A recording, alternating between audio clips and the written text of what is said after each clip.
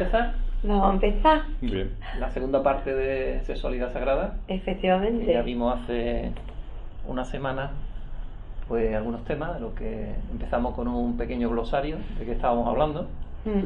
Después tocamos algunos temas y estuvimos casi 2 horas y se nos quedaron algunos temas o muchos, ya depende como lo veamos en el tintero, en sucesivos programas para tratarlos, ¿no? Si os parece, bueno, la sexualidad sagrada ya vimos que estamos hablando de algo bastante más que sexo, que es una energía que enlaza con los principios herméticos, ¿no? Con leyes, digamos, espiritual de la generación. La parte sexual es una parte, bueno, una parte solo de esa energía que llamamos sexualidad sagrada. Hablamos un poquito de la Kundalini, en fin, tratamos una serie de temas. Si os parece, empezamos con un tema que se nos quedó en el tintero para hoy, o futuros programas, que es el tema de la pareja. ¿Cómo se puede entender la pareja ya sea hombre-mujer o personas del mismo sexo, con respecto a la sexualidad sagrada? Y pareja como se ha metido en tradiciones para toda la vida, o pareja en función de qué, de que diga alguien esto no lo separa a nadie, o lo separa un papel de un documento en un matrimonio civil, o no lo separa Dios, o las parejas lo entendéis como otra forma de relación. Y bueno, os dejo a vosotros que desarrolléis el tema, si os parece. Muy bien. La pareja es la nueva, como vosotros vibráis con lo que entendéis como sexualidad sagrada. Vale, pues para empezar, toda la tradición que llevamos del patriarcado, la iglesia, el tema del casamiento es un tema que viene de muchos siglos atrás, solo que se ha desvirtuado, como es costumbre, y se le ha dado la vuelta. Así que voy a decir una sola frase que viene de la cultura celta y es hasta que la muerte nos separe. Pero a esa frase le falta algo. Es hasta que la muerte del ego nos separe. Entonces, claro, si ya le añadimos hasta que la muerte del ego nos separe, nos damos cuenta que una pareja es un proceso evolutivo en el cual la pareja constantemente se está mirando de frente como un espejo, y además la pareja es el grado de evolución más rápido de nuestra existencia, porque como somos espejos, saca lo bueno y lo malo, o lo mejor y nuestra caquilla, lo más rápidamente posible, porque la otra persona nos muestra, lo que admiramos de la otra persona nos muestra lo que nosotros tenemos en potencia y no somos capaces de sacarlo. Y por el otro lado, lo que no nos gusta de la pareja es exactamente aquello que son mis sombras y no quiero mirar de mí. Por tanto y demás, el tema de la pareja es hermoso, difícil, pero es un proceso muy bonito de verse en ese reflejo. Y cuando son hombre y mujer, la manera de coger las energías es tan diferente que resulta de una manera incluso más rápida, porque hay que equilibrar. La mujer coge la energía de la tierra, la pasa por su útero, esto va directo al corazón, y la misión de ella es no dejarla aquí, sino llevarla arriba, al cielo. Ahí es donde unimos la tierra al cielo. Y el hombre, en su parte etérica, tiene esa parte femenina, porque cogéis la energía desde el cielo, la pasáis por vuestro canal y tiene que bajar por todo el cuerpo hasta anclar a tierra. De hecho, si hacemos indicación a los miembros que tenemos cada uno genéticamente, la mujer es un útero y una vagina que recibe, y el hombre es un pene que va al suelo, que ancla, que enraiza. La cuestión es que, claro, si estamos bloqueados por en medio de nuestro canal, pues entonces ni nosotras subimos esa energía al cielo, porque se nos queda estancada muchísimas veces en la cabeza, y dan dolores de cabeza. Y el hombre, si no tiene trabajada la conexión del corazón con el pene, muchas veces esta mente puñetera que tenemos hace un salto de la energía de aquí directamente aquí, a los deseos. Es capaz de hacer eso. Y ahí es donde hay que equilibrar. Por eso, cuando estamos en un proceso de pareja y tenemos la conciencia de esto, somos capaces de mirarnos, de vernos y de evolucionarlo. Entonces, por eso en la cultura celta, hasta que la muerte del ego nos separe, cada año hacían una revisión de esa pareja y de esa boda y de ver si realmente estaban en la sintonía y en la vibración de continuar juntos o ya habían terminado su aprendizaje y tenían que ir a otro lugar. Otro lugar, otra pareja. A otra pareja. O estar un tiempo solos o cada uno sintiendo lo que tenía que hacer. Eso para empezar. Sí, con lo cual lo de hasta que la muerte nos separe es simplemente una desviación, vamos a llamarla así, de lo que era la base, ¿no? del principio de la pareja. Hombre, quizás a lo que ha unido, a lo que ha comentado Charo, ligar varias cosas más. En primer lugar, dentro de la humanidad, a lo largo de su historia, me refiero a la presente humanidad, y a lo largo de su historia, e incluso en el momento actual, sin necesidad de que nos remontemos tiempo atrás, hay formas sociales de convivencia que no tienen que ver con la pareja. Es decir, la pareja, por tanto, tal como se vive actualmente mayoritariamente en el mundo, fundamentalmente en el mundo occidental, pero por extensión en el conjunto del mundo, esa pareja es ni más ni menos que una convención social. Hay para muchas personas la razón de ser de la pareja fundamentalmente es la familia. Es decir, el hecho de que esa pareja puede no ser una pareja formal y tener un comportamiento informal hasta que aparecen hijos. Pero cuando aparecen esos hijos, ya entre comillas es inevitable o sería inevitable la configuración del matrimonio, de la pareja formalizada, para dar cobertura a lo que esa familia en sí representa. Pues bien, como apuntaba, a lo largo de la historia de la humanidad y en el momento actual, hay otras formas de enfocar eso totalmente distinto e incluso de enfocar lo que tiene que ver con los hijos y con las hijas. Pongo simplemente un ejemplo. Hace unos años, en el año 2007, estuve haciendo unos trabajos de colaboración con la Universidad de Manaus. Manaus es la capital del estado brasileño de Amazonas. Es un estado, un territorio muy singular, tiene 5 millones de kilómetros cuadrados, es decir, es 10 veces, por tanto, España en cuanto a extensión.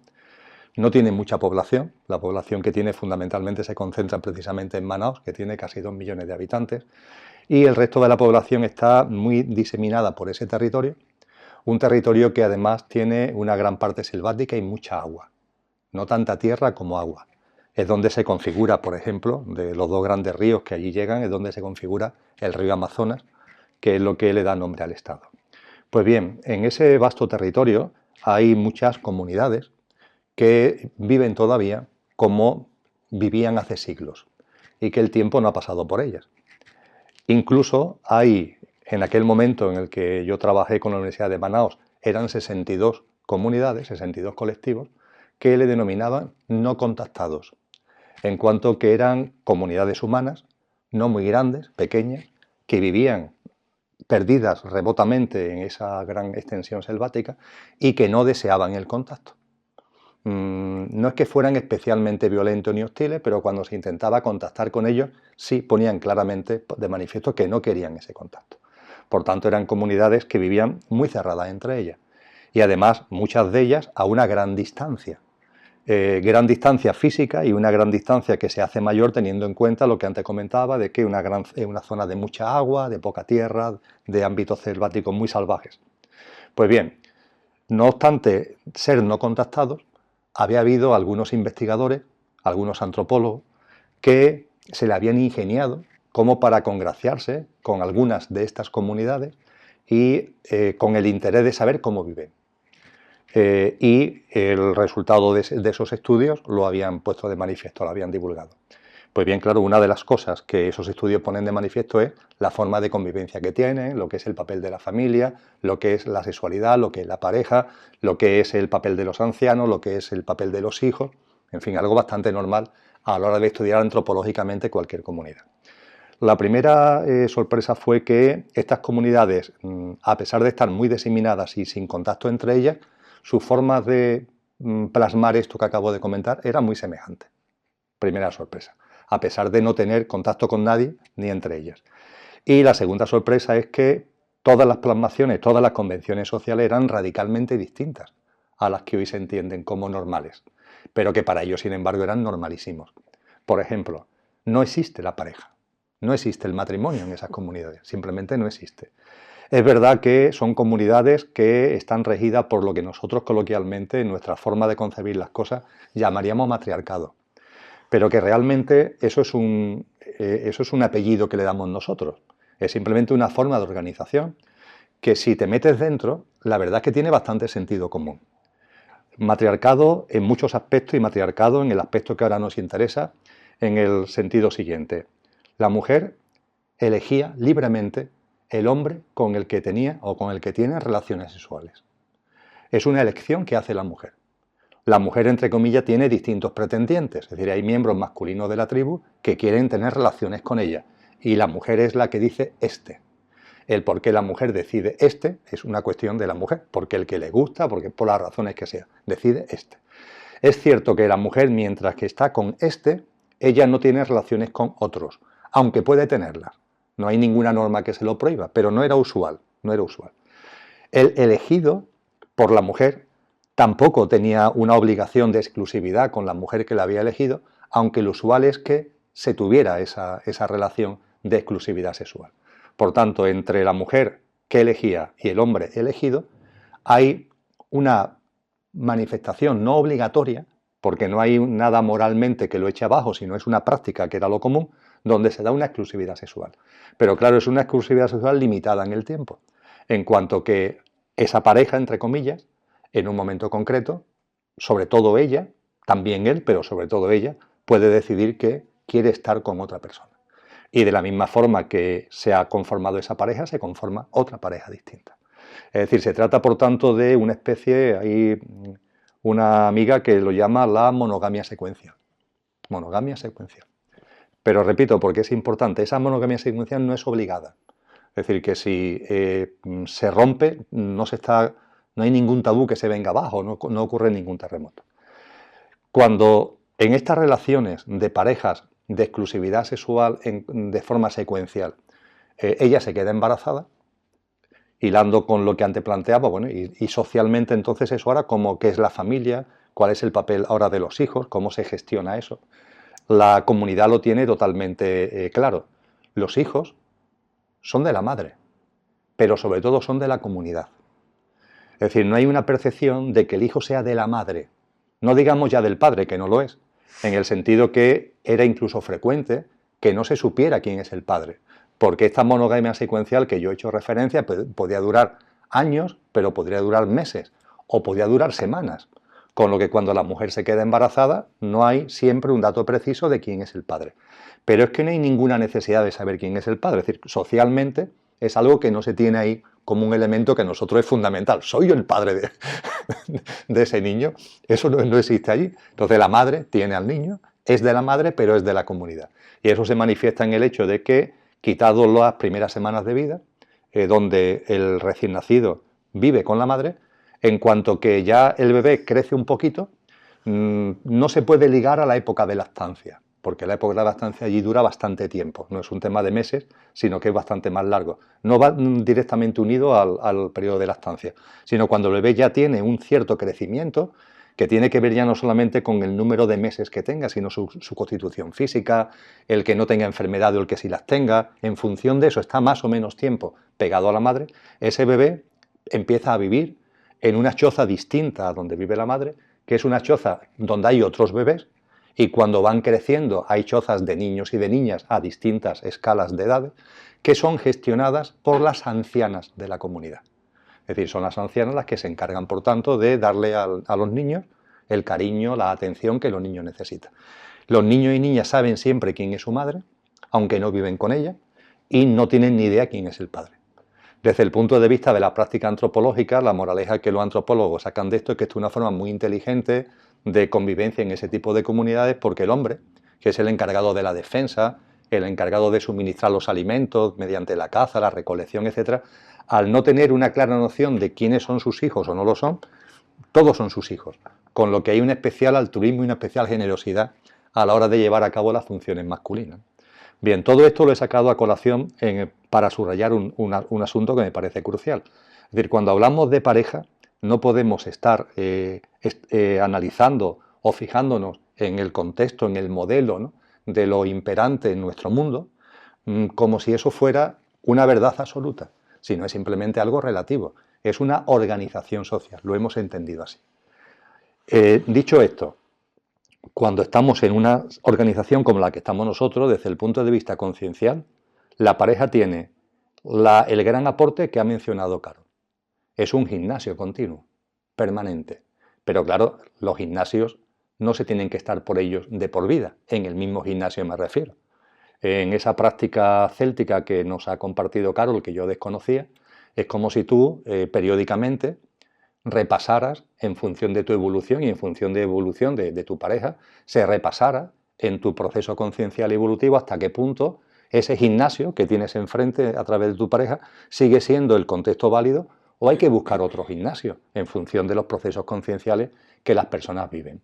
Claro, aquí estamos hablando de una pareja cuya razón de ser es el apoyo mutuo en el proceso conciencial evolutivo, cuya razón de ser es el convencimiento de nuestra divinidad, el convencimiento de que como seres humanos estamos capacitados para desarrollar los componentes divinos que todos tenemos, y a partir de ahí el entendimiento de que la pareja es un punto de apoyo, hay otros, pero es un punto de apoyo en ese proceso conciencial evolutivo. Cuando esa pareja en concreto, con nombre y apellido, ya nos aporta lo que tiene que aportar, no se trata de un tema de egoísmo, es un tema de altruismo, porque de la evolución conciencial de una persona no solamente se beneficia a la persona, sino que se beneficia al contexto, pues se produce el cambio de pareja. En nuestro formato social creo que es bastante obvio que el diseño de pareja que nos ha compartido Carol no existe. Es decir, hay pocas parejas que el hilo conductor que las une sea el apoyo mutuo en el proceso conciencial evolutivo. Puede haber muchas razones, pero esta normalmente, hay excepciones por supuesto, pero esta normalmente no aparece. Aparece en temas que tienen que ver simplemente con plasmación puramente de deseos físicos ligados a deseos sexuales, que se subliman de alguna manera y que hacen que en la pareja, como me gusta a mí decir, no haya dos, sino que haya cuatro, porque está el chico, la chica, el chico soñada por la chica y la chica soñada por el chico, porque tú estás lanzando sobre esa pareja, esa pobre mujer o ese pobre hombre que tiene delante, está lanzando todo tu formato y todos tus deseos, incluso los deseos subconscientes e inconscientes que puedas tener, y estás dibujando un perfil de alguien que realmente no existe, y entonces llega en un momento determinado y te dicen eso tan conocido de es que no es como ella no es como yo pensaba, o él no es como yo pensaba. Claro que no es como tú pensabas, es que nunca ha sido como tú pensabas. Ese es el problema, que tú te has enamorado de alguien no como es, sino como tú pensabas que era. Ahí viene el problema. Y en ese formato al uso, aparte de lo que acabo de comentar, también somos conscientes que hay muchos elementos que tienen que ver con el miedo a la soledad, que tienen que ver, una vez que la pareja ya se ha establecido, con lo que los psicólogos llaman el estatus de confort, que contrariamente a lo que puede pensarse no se puede entender como el confort porque se esté plácidamente, no, el estatus de confort también es cuando hay dolor, también es cuando hay sufrimiento, también es un estatus de confort porque te acostumbras y te cuesta trabajo romper con eso. Y a partir de ahí esto origina un montón de disfunciones que desde el punto de vista de la sexualidad, que no es lo único, como tú has apuntado muy bien, ni mucho menos, yo diría que ni lo más importante dentro de la sexualidad sagrada, pero desde la perspectiva de la sexualidad, esto conlleva muchas disfunciones. Termino quizá haciendo una breve apreciación a eso. Tenemos que ser conscientes que cuando llevamos una vida sexual distinta a la que sentimos, y cuando hablo de sentir aquí estoy haciendo referencia a físico y a no físico, esas percepciones internas que tú o que una persona consciente, reflexiva, debe tener acerca de cómo su sexualidad lo está llamando o la está llamando, por decirlo de alguna forma, cuando tú eso no lo pones en práctica, por los motivos que sea, por convenciones sociales, por miedo, por lo que sea, por los motivos que sea, ahí se está produciendo una turbulencia. en tu mundo emocional, en tu cuerpo emocional, en tu, como lo queramos llamar, ahí hay una turbulencia. Y esa turbulencia tiende a manifestarse a través de comportamientos sexuales que podríamos denominar anómalos. No quiero hacer sangre del árbol caído, porque además creo que se está hablando demasiado de eso, cuando no es ni mucho menos ni lo más grave ni lo más significativo dentro de estas turbulencias y sus plasmaciones. Pero se habla mucho del abuso por parte de sacerdotes, de niños y de niñas.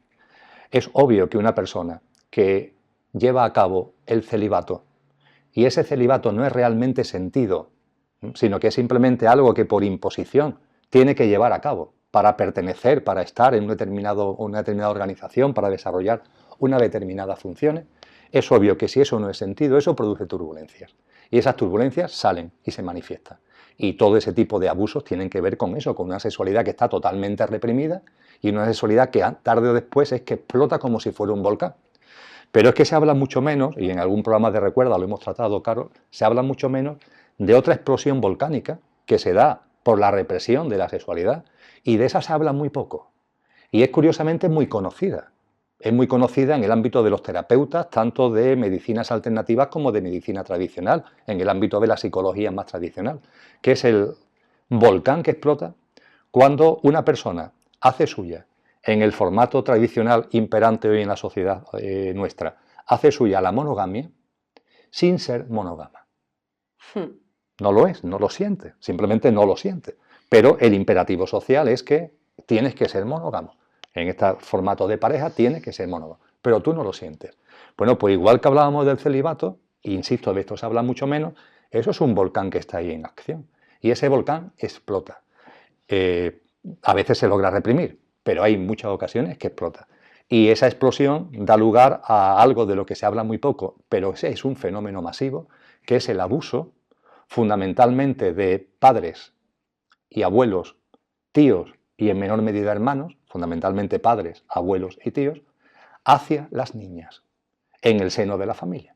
Es decir, ese padre, ese abuelo que tiene su sexualidad reprimida en el contexto de la monogamia, hay un momento determinado que esa sexualidad es que le sale hasta por los ojos y lleva a cabo un comportamiento sexual anómalo, que es el empezar los tocamientos, empezar a sentir atracción sexual hacia su hija, hacia su nieta, hacia su sobrina.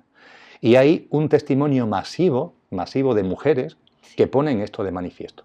Posiblemente, porque es uno de los temas que dejamos sobre la mesa en el pasado programa, hablemos hoy del maltrato.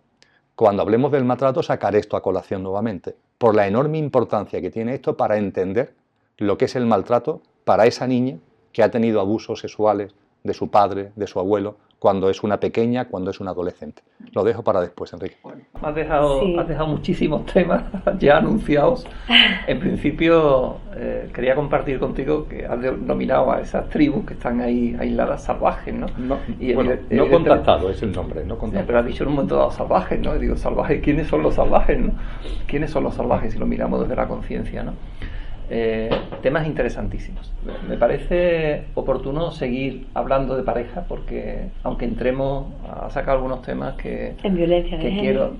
Sí, hay muchos temas que quiero que profundicemos, espero en este programa, y si no tenemos todos los programas por delante, pero seguimos un poquito en la pareja si quieres y permíteme que te haya interrumpido porque eso, hasta qué punto lo que comenta Emilio de esas comunidades salvajes, entre comillas, no se carga el sistema actual, porque es que se lo carga. O sea, me gustaría decir varios puntos, claro. Porque yo le estaba escuchando y sé que has abierto varios debates y me van viniendo frases e ideas. A ver, para empezar con estas tribus, que a mí me encanta hablar de tribus, tengo que dar un dato que es importante y es que en la carga genética, cuando la mujer se queda embarazada, el hombre ha puesto su ADN, ha puesto el semen, pero luego ese ADN se destruye y lo único que pasa a la información es la mitocondria, que es la célula femenina desde el útero de la mujer que ya le reproduce, si es hembra la que va a venir, si es niña, ya le reproduce no sé cuántos miles de células que le pone la programación para las siguientes generaciones de niñas que tienen que venir. O sea, imaginarse qué carga de información viene ahí. Con lo cual, al destruirse la parte masculina, que ha sido el fuego que lo ha iniciado, por eso no había concepto de padre. Porque realmente quien traspasa toda la información es la mujer. Aquí me gustaría contar una historia. Toda no. Hay una parte, ¿no? Según nos dicen. Claro, hay una parte que es la que activa el que se pueda gestar ese bebé. Pero la información que pasa a ese nivel de ADN es la mitocondria, al menos es toda la información que tengo. ¿Vale? Si Emilio quiere aportar algo respecto a eso. La verdad es que lo desconozco. Vale. Te agradezco mucho la... Pues Pero vamos, entiendo quizás, Carol, que esté haciendo... No, sí, no tengo ni idea y interesantísimo, Carol, lo que estás diciendo. Pero quizás se refiere a que el paquete de información es femenino, entre comillas. Aunque dentro del paquete vaya incluida la información genética del padre, entre comillas, pero el paquete es femenino. Efectivamente, porque la mitocondria tiene vida propia.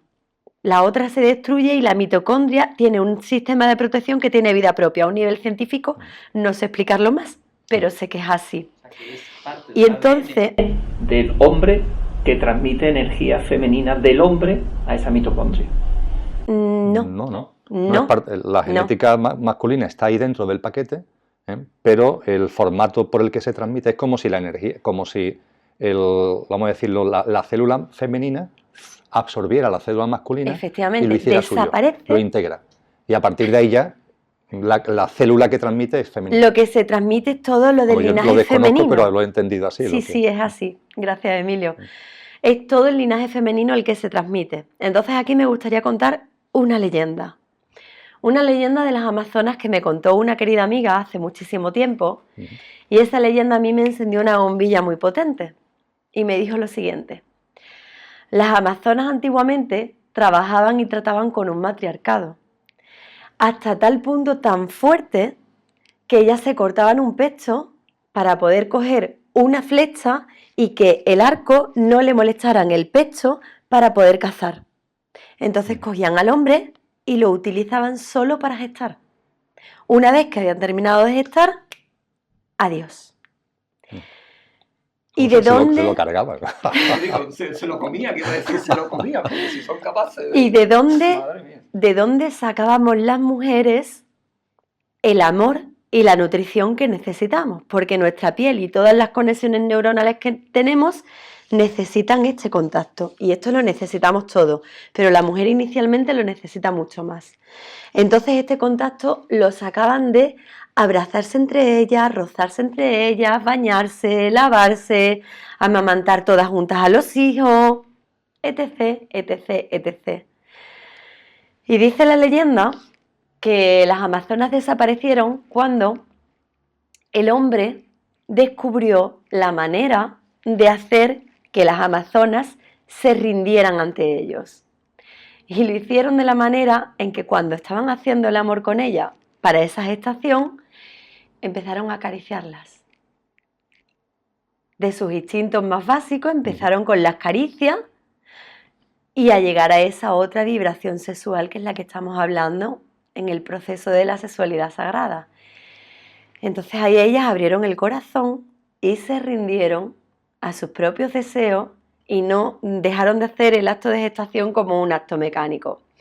Entonces a partir de ahí las mujeres se empezaron a enamorar de esos hombres y ellos empezaron a crear el concepto de la propiedad.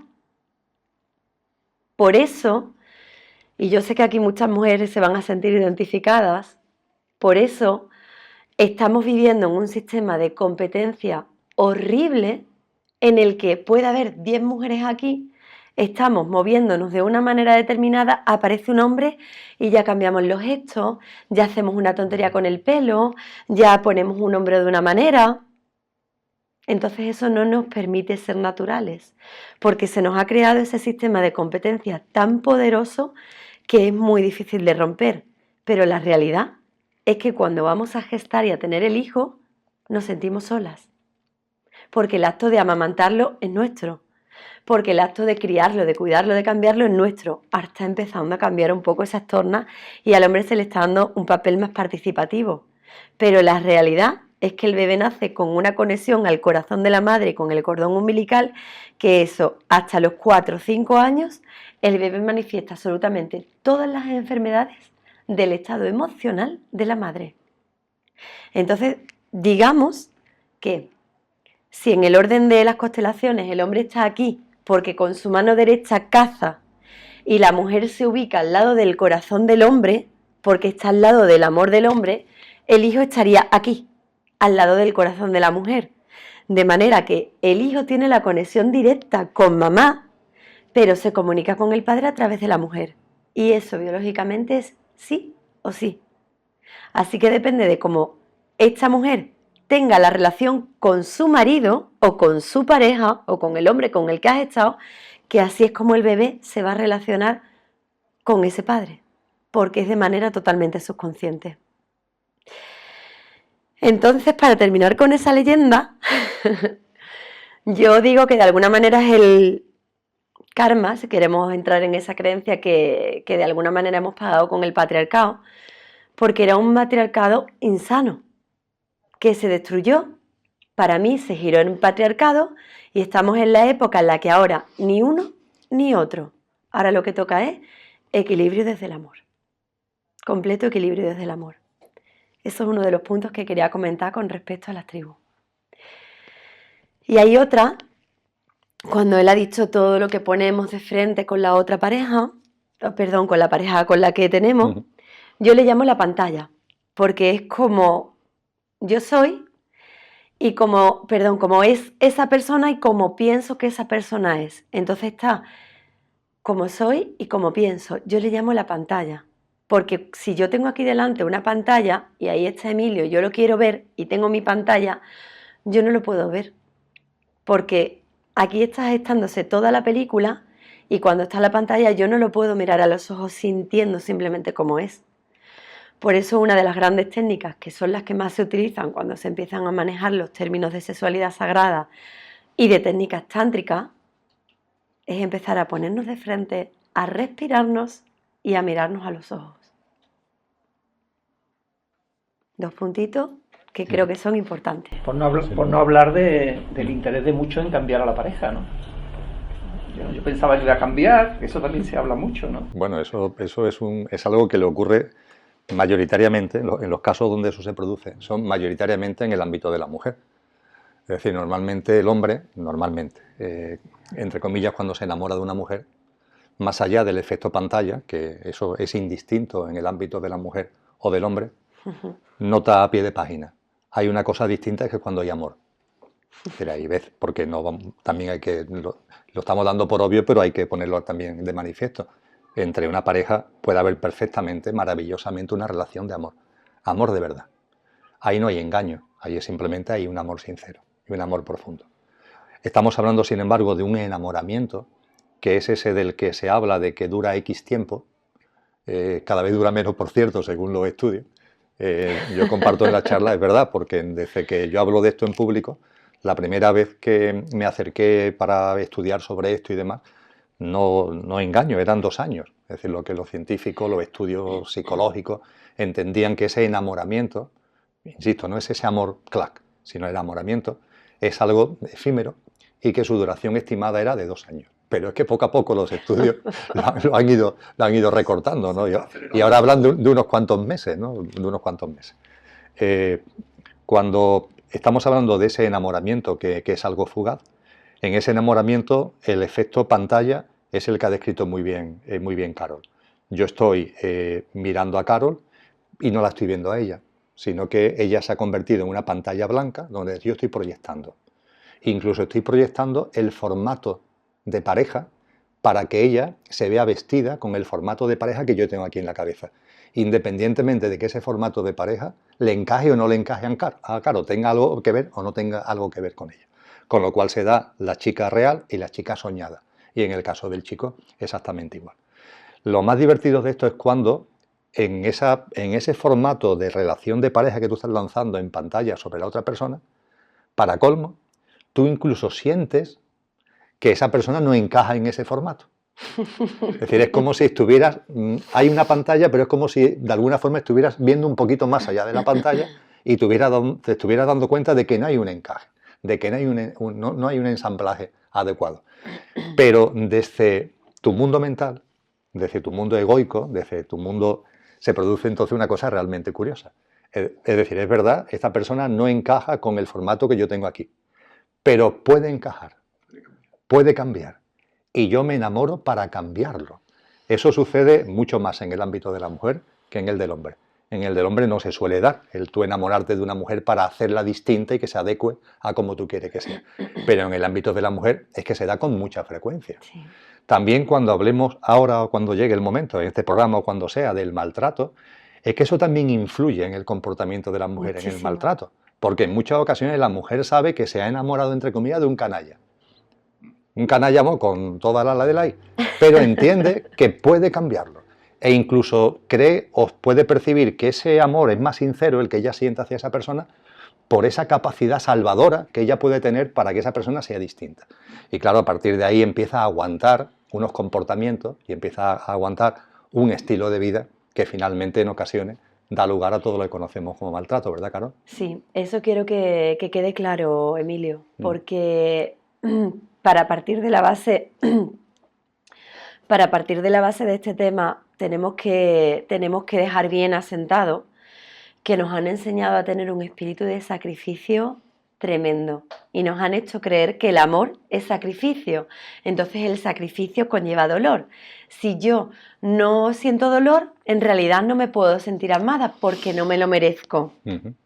Entonces esa concatenación de ideas que están muy, muy en el subconsciente, entonces, y aparecen las madres salvadoras, protectoras, yo lo doy todo, yo lo hago todo, entonces me tengo que sacrificar por los demás, porque claro, si no lo hago así no soy buena, o si no, no está bien hecho, o no me van a querer. Pero claro, eso está tan en el subconsciente que yo lo veo cada día con mis niñas, que yo le llamo mis niñas a mis alumnas de baile. Por fin este año estoy haciendo un taller de danza terapia que estaba deseando hacerlo porque ahí tengo millones de recursos y las vuelvo locas. Y ahí es donde las muestro cómo tienen ese patrón de llora una, ay, corriendo se va a salvarla, llora la otra, uy, y quieta, quieta ahí, quieta, déjala que ella puede. Y se me quedan con caras descolocadas de decir, ¿pero qué me estás contando? Digo, sí, te estoy contando que dejes de sacrificarte por los demás. Y una de las primeras cosas que me dicen cuando ya las hago llegar un poquito a ese fondo es, claro, yo me doy cuenta que lo doy todo por los demás, yo me doy cuenta que lo pongo todo, que me estoy dedicando a los demás, que quiero que lleven la ropa, la comida, pero ¿y a mí quién me escucha? ¿Y a mí quién me da un abrazo? Y cuando lo dicen de esa manera, yo porque ya lo sé, porque ya he traspasado todo eso, pero si no yo lloraría con ellas, evidentemente, porque las ves cómo se derrumban y dicen, basta ya. Entonces ahí es donde le puedo enseñar a cómo mendigamos un abrazo a, nadie me da un abrazo. Están pidiendo un abrazo, pero no saben pedirlo porque nunca les han enseñado a pedir ese abrazo. A decir, hoy necesito un abrazo, así que ¿quién me lo da? Así de simple. Es que es tan sencillo como eso. Pero en ese espíritu de sacrificio es donde comienza el puñetero, permitírmelo, el puñetero triángulo del agresor, la víctima y el salvador. Ese triángulo es maquiavélico.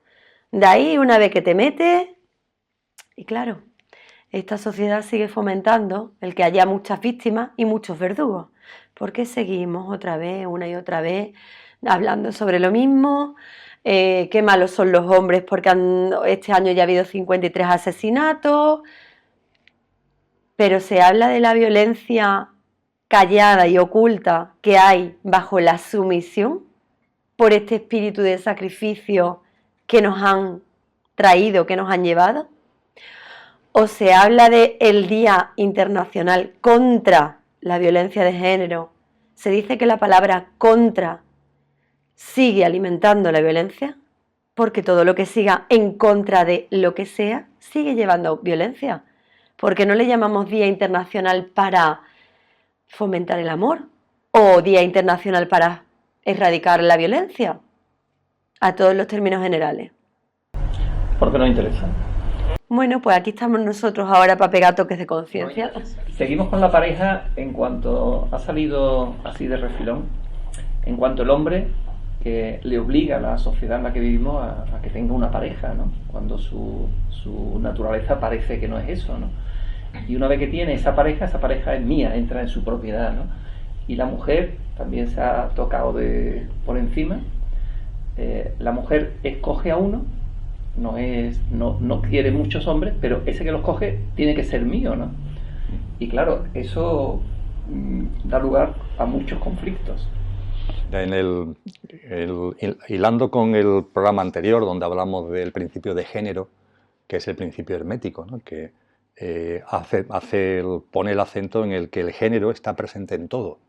Está presente en la propia constitución del universo y está presente en todo lo que hay en el cosmos. Y el género es ni más ni menos que la presencia de unas energías que calificamos en este ámbito que estamos comentando como masculina y femenina, y en el principio de género hay un equilibrio. El problema, entre comillas, no es un problema, es un tema de proceso evolutivo, pero el problema, entre comillas, está cuando ese equilibrio se rompe. Entonces, en nuestra sociedad ese equilibrio está roto, lleva mucho tiempo roto y está francamente roto. En la vida concreta de cada uno de nosotros eso está roto, ¿no? Y en el proceso conciencial de recuerdo de lo que somos, lo que vamos haciendo, en otros contextos ocurren otras cosas, en este contexto vamos recuperando el equilibrio. Sin embargo, cuando ese equilibrio no existe, la energía puede desnivelarse hacia el lado, entre comillas, masculino o hacia el lado, entre comillas, femenino. Y en el libro Consciencia, que aprovecho para comentar, que saldrá ahora próximamente, hay un apartadito muy pequeño en el que hablo de esto y lo resumo en 2 frases que creo que son muy ilustrativas. Tú ya las has apuntado algo semejante, pero estas 2 frases son quizás más categóricas. En el desequilibrio, en la disfunción hacia lo masculino, aparece una frase muy de hombre, que además, como estamos en una sociedad hace mucho tiempo patriarcal, esto se ha convertido en santo y seña a lo largo de la historia de mucho tipo de comportamiento, que es conmigo o contra mí. Eso es un desequilibrio masculino del principio de género, que puede ser hecho suyo por hombres, pero ojo, también por mujeres. De hecho, pongamos por caso en el ámbito de la política, este principio es uno de los principios fundamentales de la actividad política. En el mundo de los partidos políticos, en las trifulcas internas de las organizaciones políticas, conmigo o contra mí. Los atentados. Y esto o lo puede hacer suyo un hombre, pero lo puede hacer suyo perfectamente una mujer. Pero da igual, aunque la persona tenga sexo masculino o femenino, sus energías están claramente desequilibradas hacia el lado masculino para mantener una tesis tan extravagante como que conmigo o contra mí. Hacia el lado masculino insano. Y el desequilibrio hacia el lado femenino por volcarlo insano, por volcarlo no natural, más bien dicho quizá no natural, por plasmarlo también en una expresión, frente a conmigo o contra mí sería el conmigo o sin mí. El conmigo o sin mí. Si ponemos las 2 frases juntas, la diferencia es mínima, ¿eh? Conmigo o contra mí, conmigo o sin mí. Es una diferencia mínima. Evidentemente el significado es muy distinto. El conmigo o sin mí es lo que hacen suya muchas mujeres que a la hora de plasmar en la relación sexual la exclusividad sexual, dice o estás conmigo, solo conmigo, o no estás conmigo. Es así de sencillo. Si estás conmigo es conmigo y si no, o conmigo o sin mí. Bien, tal como lo percibo, y por supuesto que puedo estar equivocado, ¿no? Pero lo entiendo como huidas de lo natural, rupturas del equilibrio natural. El equilibrio natural no puede nunca hacer suyo ni el conmigo o contra mí, ni el conmigo o sin mí. Debería ser todo lo que es la relación sexual, todo lo que es el amor, todo lo que es la relación entre personas, no puede condensarse en unos principios tan elementales que prácticamente algunos de ellos, el de conmigo o contra mí, lo metió Maquiavelo en su libro El Príncipe, a la hora de enseñar al príncipe cómo tiene que tratar a los súbditos, ¿no? Entonces, me parece que es una reflexión muy importante, ¿no? El tomar conciencia de si en nuestra vida estas frases, en el ámbito que sea, a veces no son en el ámbito que estamos comentando, surgen en otros ámbitos, por ejemplo, en el ámbito de la política, en el ámbito de tus relaciones laborales, en fin, en el ámbito de tus amigos. ¿Hasta qué punto estas expresiones se hacen presentes?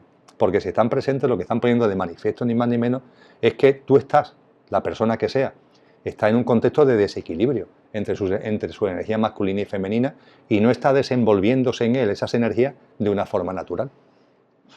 A mí me parece muy, muy curioso lo que has puesto de manifiesto en esas dos frases. Pero fíjate que yo la he entendido, la del conmigo o sin mí, de una manera diferente. Porque hay tanta violencia en la explosión del contra como tanta violencia en el sin mí de victimismo, de sumisión. Hay una violencia brutal, callada y oculta.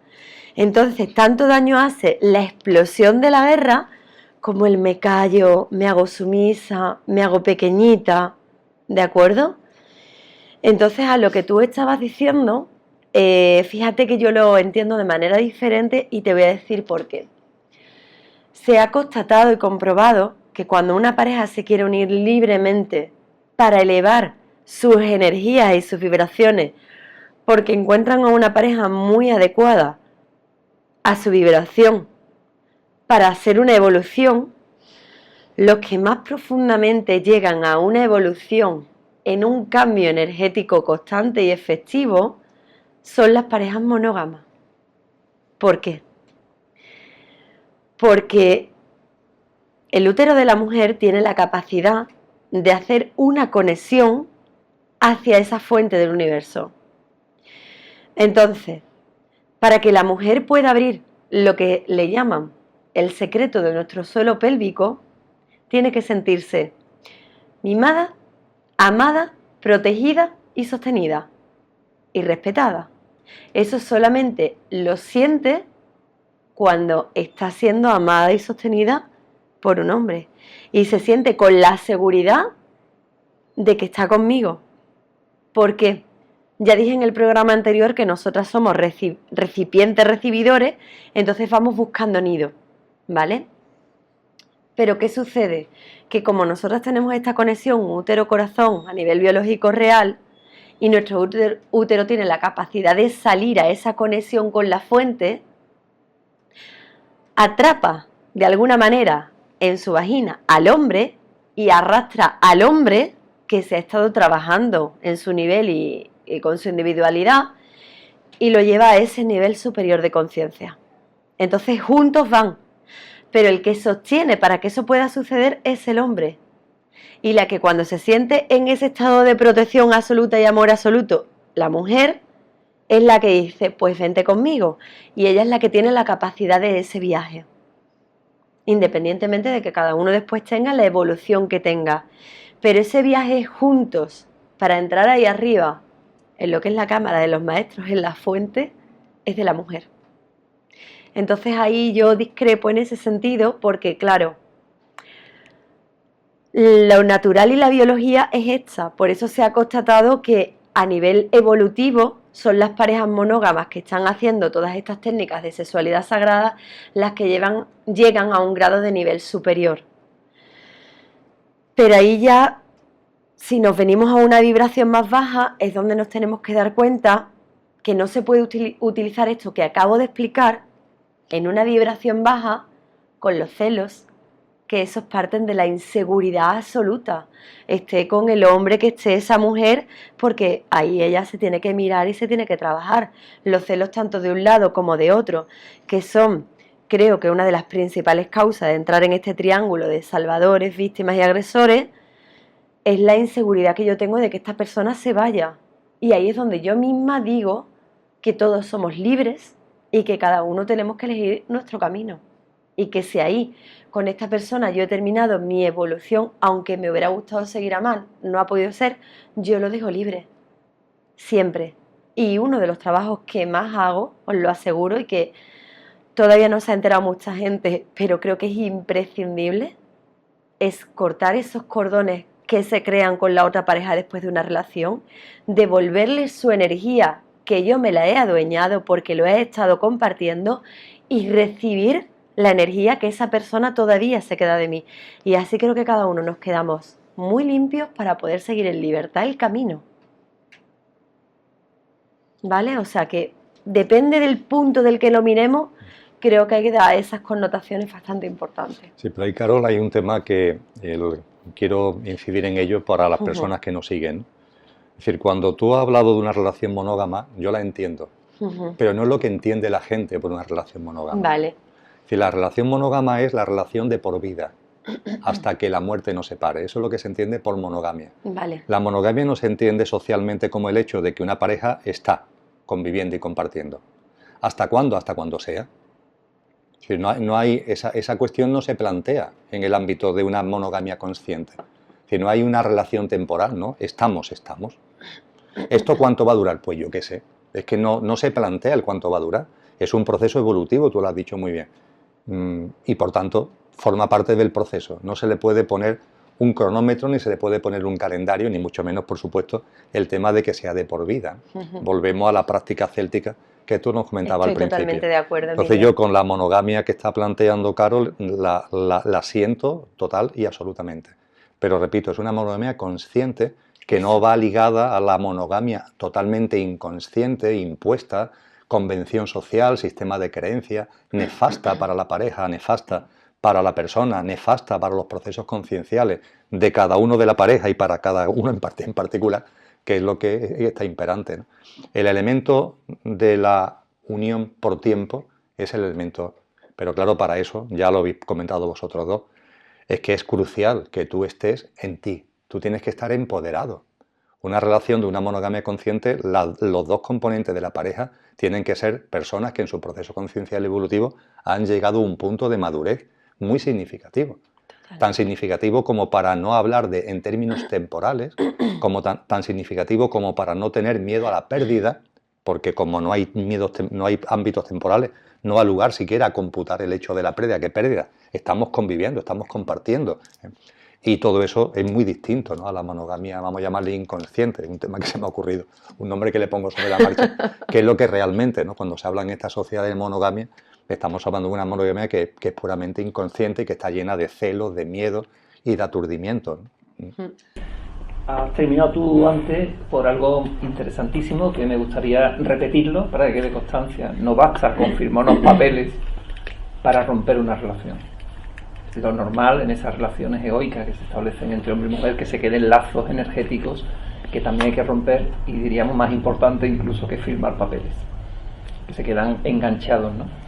Entramos, si os parece, en los temas de los conflictos que dan lugar a todo el sufrimiento que se origina en, digamos, una relación de pareja, y que, como tú comentabas antes, pueden llegar a crear situaciones de abuso entre la propia familia de niñas o niños abusados por familiares.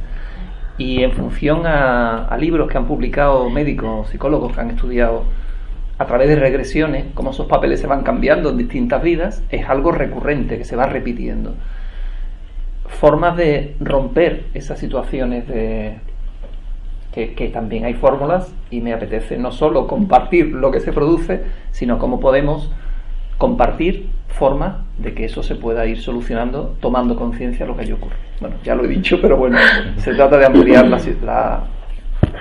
hay maltrato, ahí, lo que digo, maltrato, y entramos directamente porque todas estas situaciones egoicas o inconscientes que se dan en relaciones de pareja, evidentemente no sexualidad sagrada, pero origina una situación, y no solo la situación que origina, la comentamos, sino qué se puede hacer para romper esas ruedas que se están repitiendo, ¿no? Estamos hablando del ámbito, por lo menos al que yo me voy a referir. Hay otros ámbitos, posiblemente Carol lo amplíe a otro aspecto, pero yo me voy a centrar mucho en el ámbito familiar, de familias además estructuradas.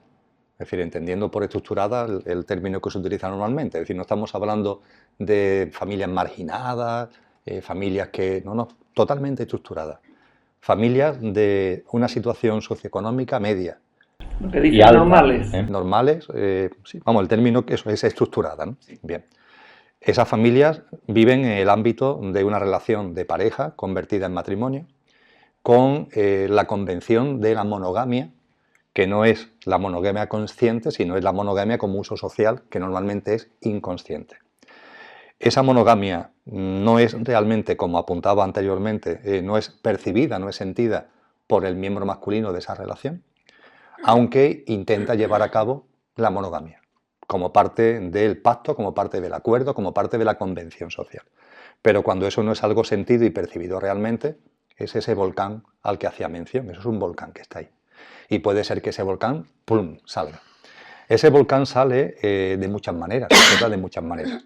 Explota, por ejemplo, con el comportamiento, entre comillas, de hombres que teniendo una relación de matrimonio con una mujer, sin embargo, tienen una enorme promiscuidad fuera del matrimonio.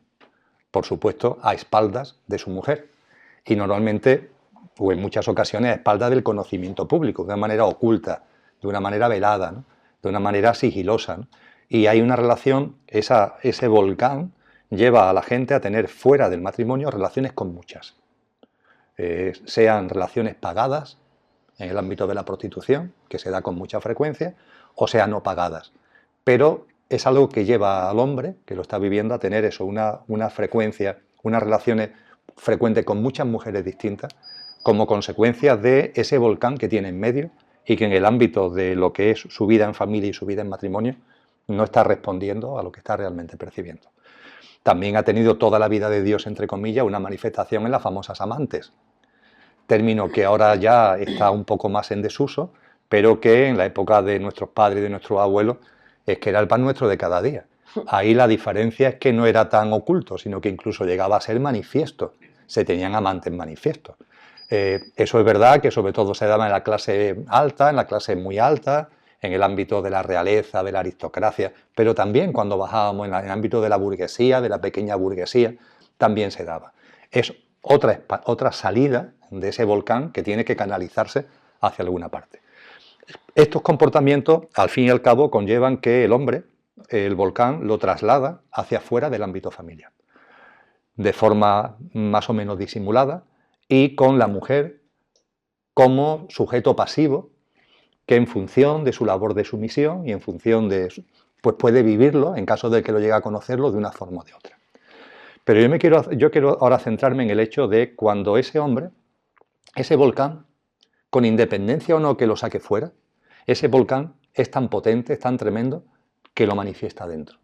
Y lo manifiesta a través de unos deseos sexuales que se expresan hacia miembros de su familia, en el caso concreto de sus hijas o en el caso concreto de sus nietas.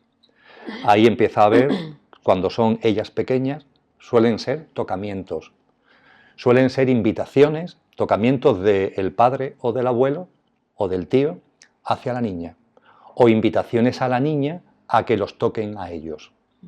Cuando la niña va convirtiéndose en adolescente, ese tipo de abusos pueden llegar a más.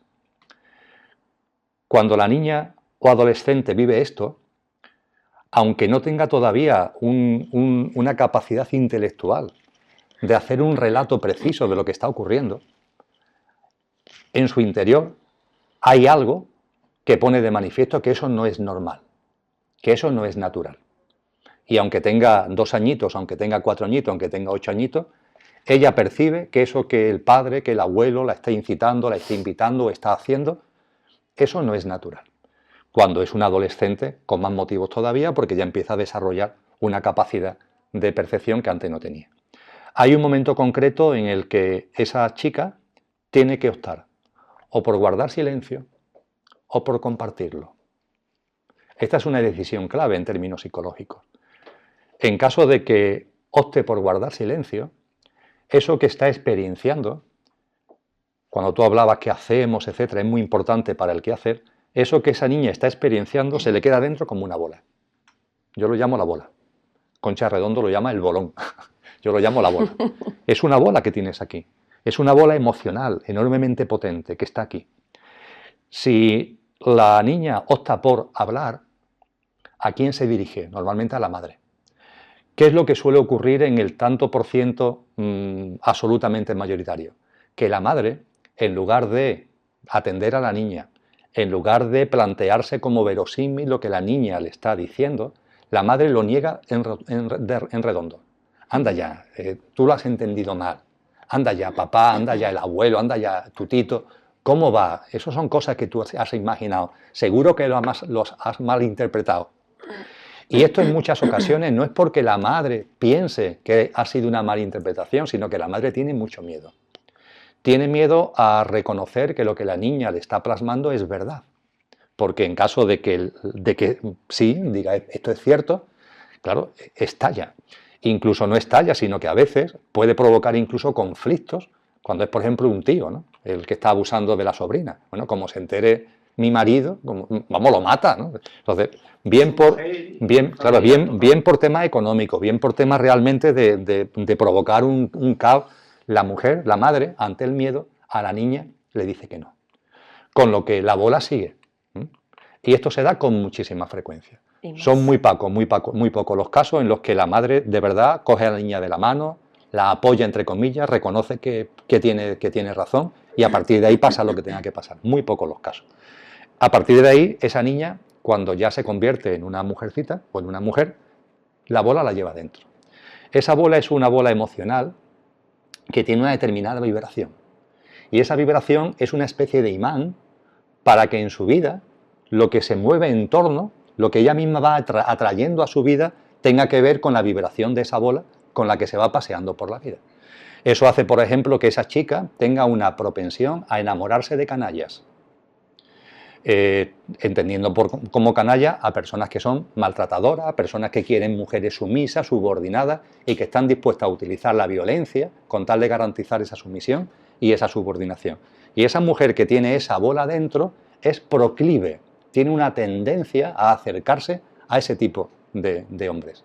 Y claro, al acercarse a ese tipo de hombres, ocurre lo que ocurre, que ese hombre termina ejerciendo sobre ella la violencia, todo lo que esa persona tiene. Cuando una mujer está viviendo una situación de maltrato, hablar en los términos que estamos aquí hablando, hay que tener mucho tacto. Porque claro, la interpretación puede ser que, encima yo tengo la culpa. O sea, que el canalla me esté haciendo lo que me está haciendo encima, yo tengo la culpa. Evidentemente, nada de lo que yo estoy diciendo quiere decir eso. Pero es cierto que, así expresado, cuando estás en medio del huracán, en medio de la tormenta, es complicado que logres ver. Pero eso sí, en el momento en el que esa situación de maltrato ha concluido, con las medidas sociales que se han ido poniendo en marcha, los procesos de alejamiento, etcétera, etcétera, en el momento en que eso ha concluido, es el momento de sentarse con esa mujer que ha vivido esa relación de maltrato, que ha vivido esa situación tan tremenda. Y es el momento de hablar con tranquilidad de esto. Porque como no se hable con tranquilidad de esto, el problema es que la bola sigue ahí. El maltratador ya se ha alejado, entre comillas, o lo han alejado, pero la bola sigue ahí.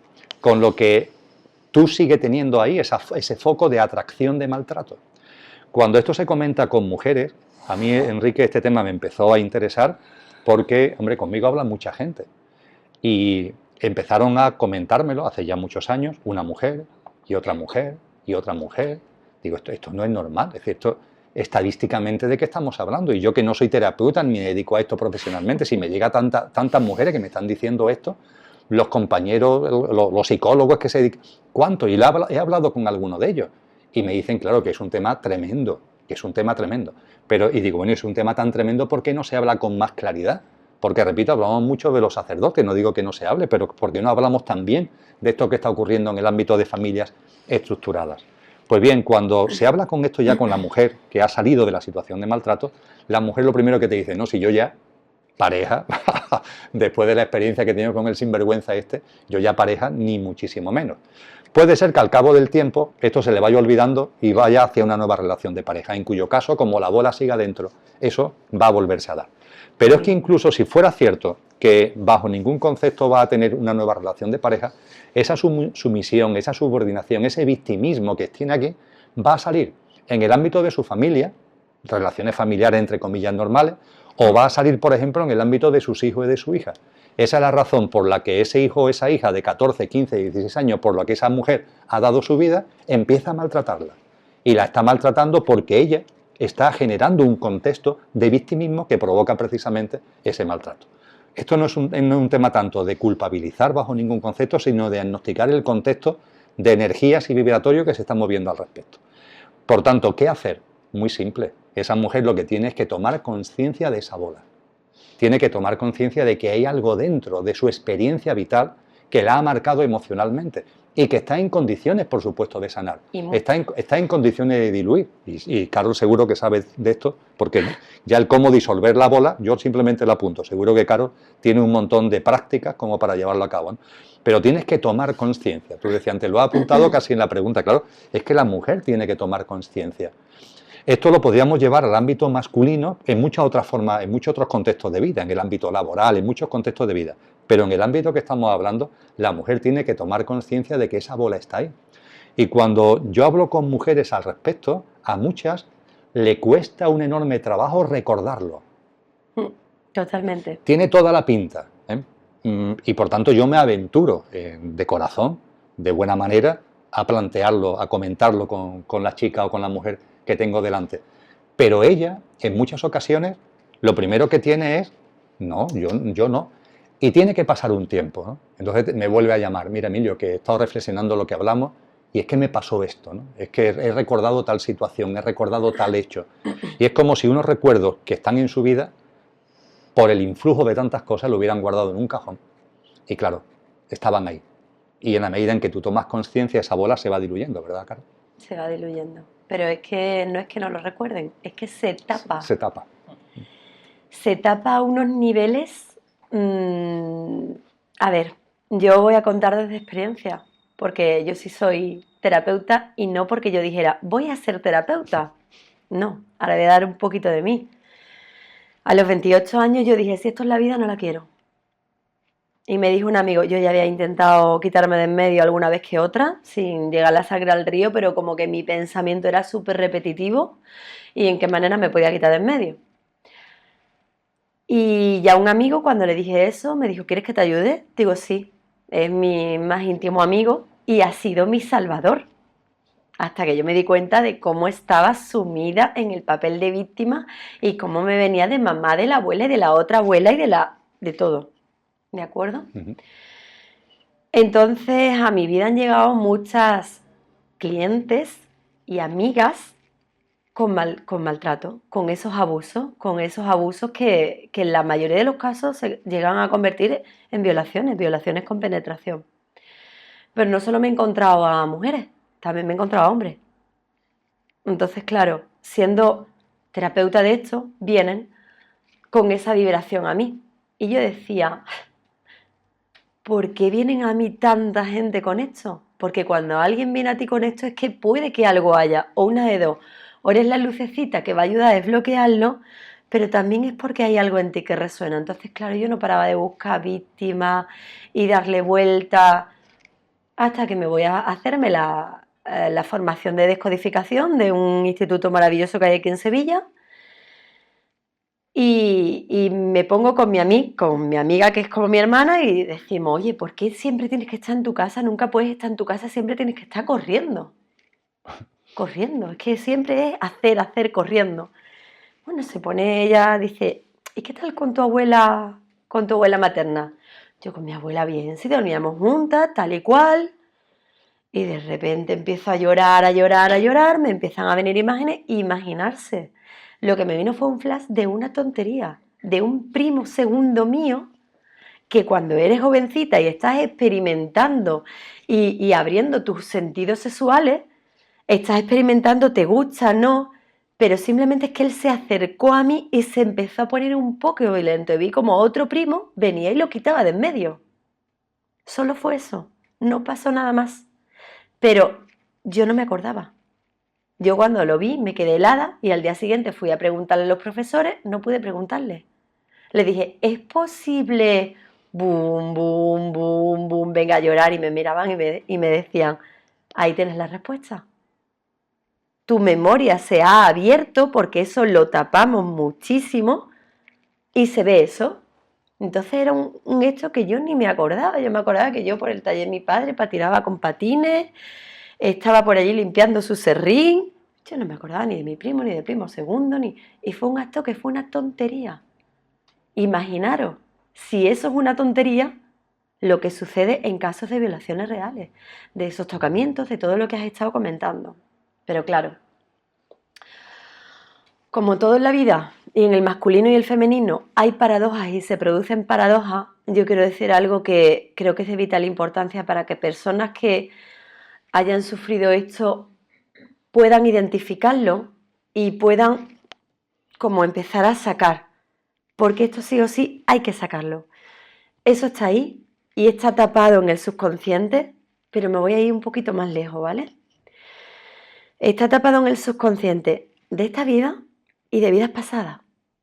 Porque yo con una de mis hermanitas descubrimos que, bueno, con su padre y no vea, y una vez y otra vez, decíamos, esto no puede ser, hasta que le hicieron otra técnica con otra comprobación y le dijeron, sí, lo has tenido pero no en esta vida. Has sido tu padre en varias vidas y lo traes tan latente que tú ya misma creías que había sido violada en esta vida. Así que en esta vida estás sanando. ¿Qué sucede aquí? Pues mira, 1. Voy a hablar de niñas y voy a hablar de mujer, de chica, aunque os digo que también me lo he encontrado en hombres, ¿vale? Hay una película maravillosa que me gustaría recomendar que se llama El amor es éxtasis. Es una película de hace unos años atrás y te explica muchísimas técnicas sobre relaciones sexuales, sobre cómo aumentar el campo vibracional, pero lo hace desde el punto de vista de una niña que ha sido violada y no lo recuerda. Entonces, todas esas técnicas la llevan a destapar que realmente eso sucedió. Entonces, en estas paradojas pasan muchas cosas. La primera, una niña despierta la energía sexual con su padre, de manera natural, igual que un niño la despierta con su madre, de manera natural. Pero cuando en alguno de los progenitores esa energía está desvirtuada por una carga generacional que viene de atrás, porque suelen ser cargas generacionales siempre que vienen de atrás, con complejos, bajas de autoestima y todas estas cosas, es que son tantos detalles, perdonadme, se me va el hilo a veces un poco. Cuando una de esas dos energías está desvirtuada, el simple hecho de un beso con papá o con mamá, al niño o a la niña le puede resultar raro. Cuando ese beso es de amor de verdad, eso se nota. Se nota porque sabéis perfectamente, si abrazo a una persona de manera sexual, que se me activa toda esta parte, si abrazo a una persona de manera de amor, se me activa toda esta parte, y si abrazo a una persona de manera mental, yo no siento nada en el abrazo. Porque esa persona te estoy dando un abrazo por compromiso. Pues aquí pasa exactamente lo mismo. Simplemente con que traiga desvirtuada su energía sexual por todas esas cargas que hay aquí atrás, ya el bebé lo recibe de una manera extraña. Entonces, cuando está despertando esa energía, vamos a poner el caso de la niña con el padre, y simplemente el padre no tiene esa energía bien asentada, y ahí estamos hablando de que habría que estar bastante pulido, porque hay muchas cargas de ahí atrás. La niña lo recibe de manera extraña. Y ya hay muchas veces como no sabe si un beso tomárselo de una manera, tomárselo de otra, cómo actuar.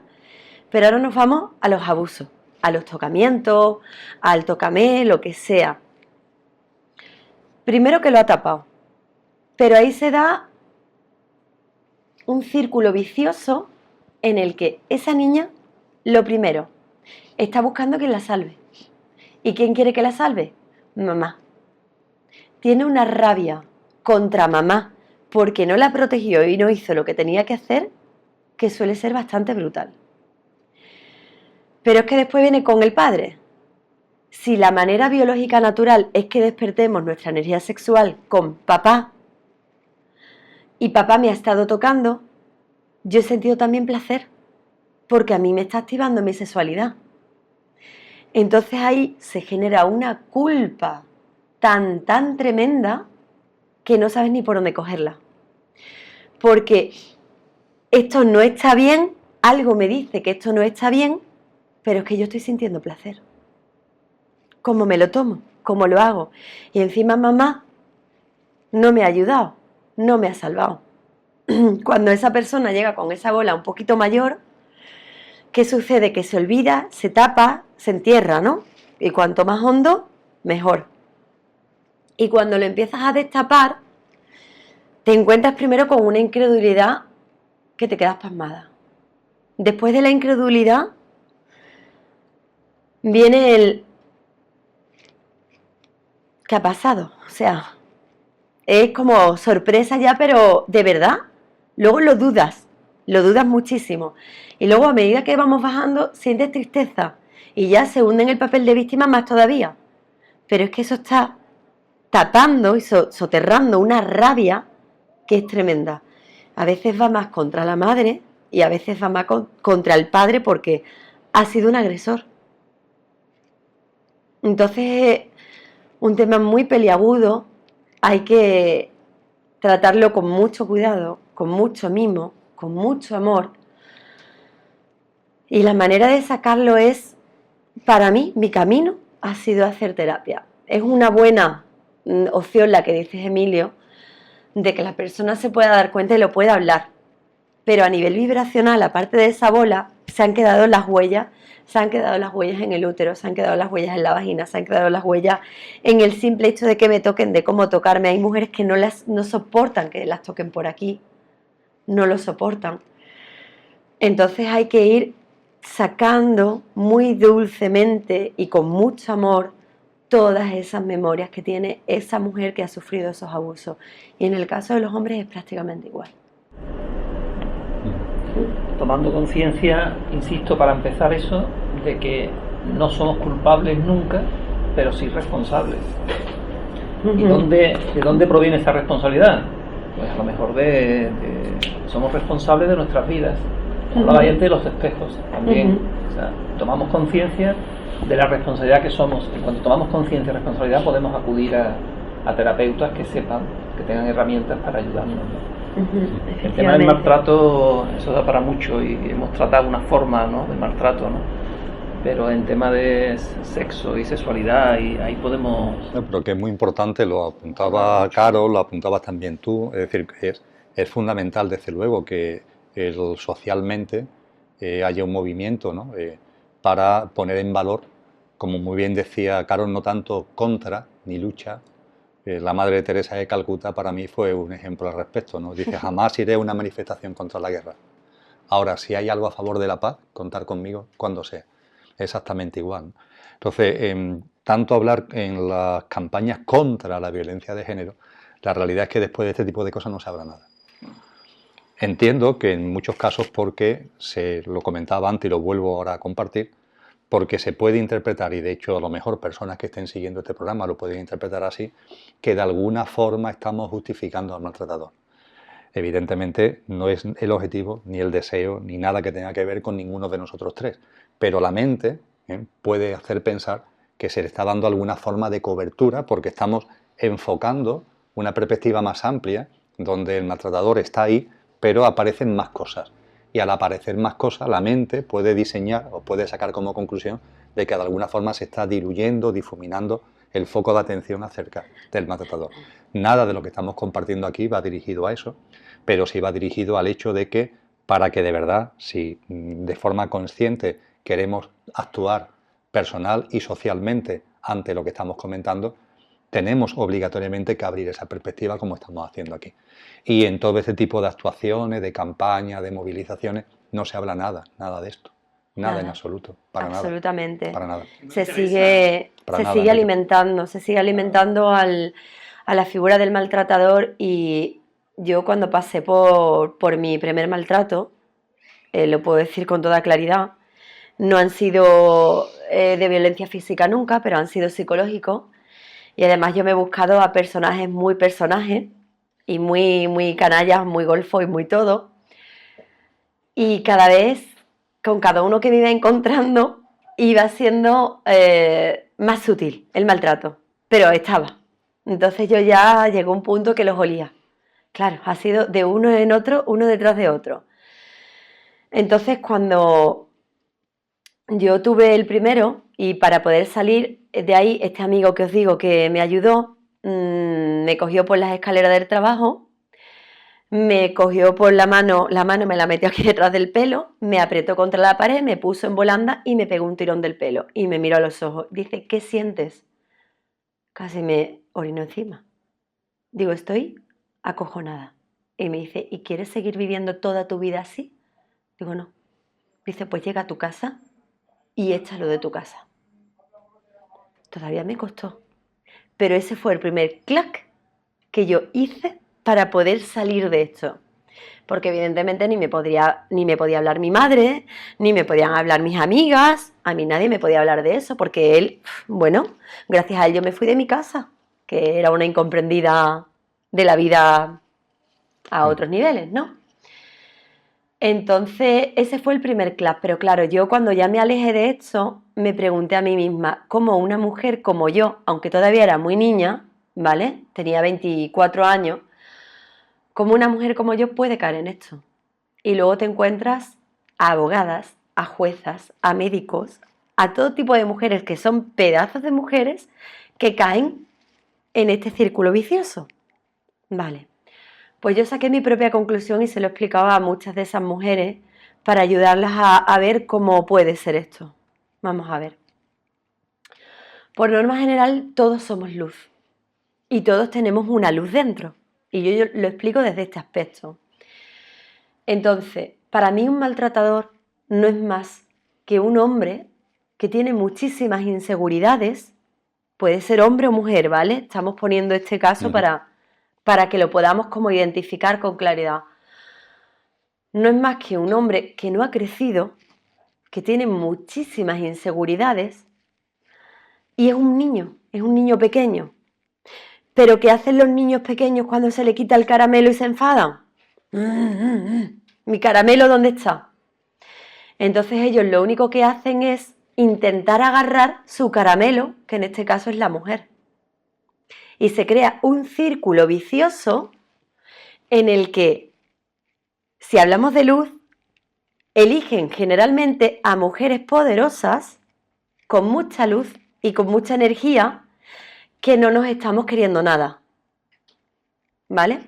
¿Qué pasa? Que la luz está, porque es que eso es inevitable, pero la autoestima no. Por eso en el taller que estamos hablando de la sexualidad sagrada, lo primero que hacemos es limpiar y empoderar a la persona, pero que ella misma se empodere, ¿de acuerdo? A través de una guía. Entonces, como yo no tengo autoestima y el hombre con el que me encuentro tampoco tiene autoestima, pero mi manera es que me quedo aquí calladita y él lo que hace es... Pues este hombre, al entrar en el útero y en la vagina de la mujer, se crea un gancho sexual tremendo, que es de donde antes estaba hablando el tema de los cordones. Y es por lo general, ¿vale?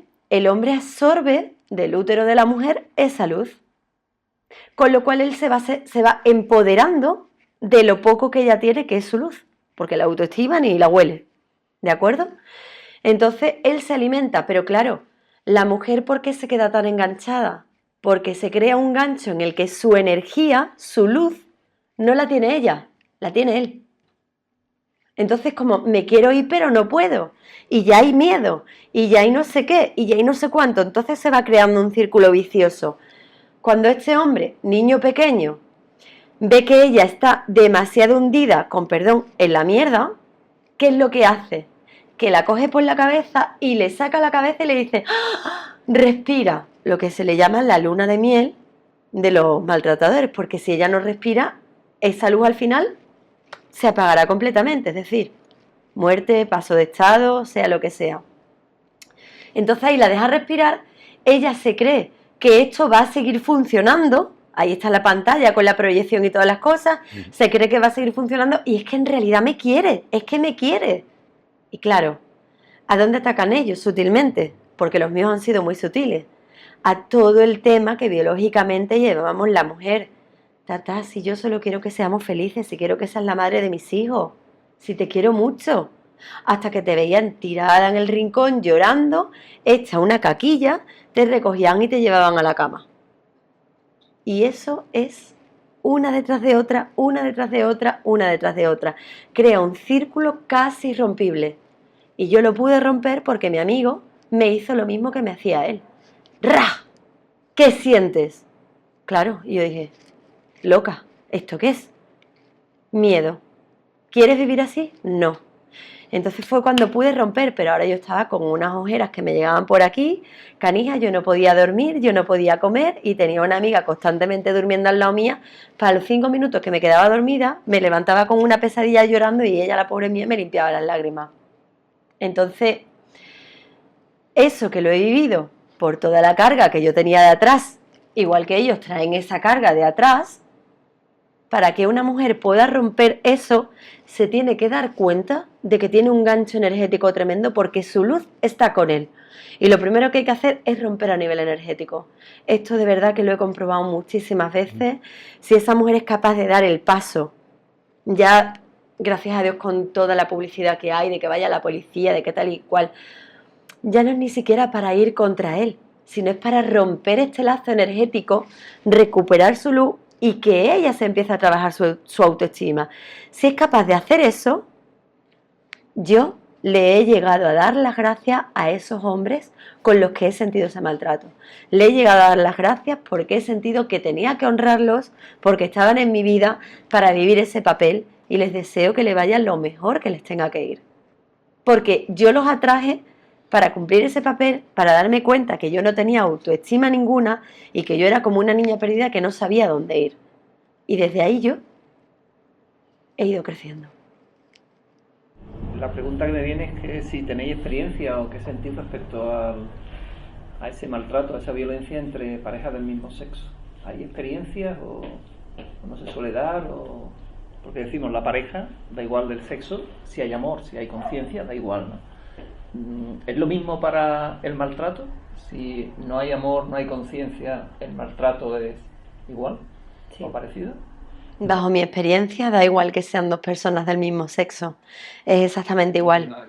Solamente se tiene que colocar una persona en el papel de perpetrador y la otra en el papel de víctima, y ya está.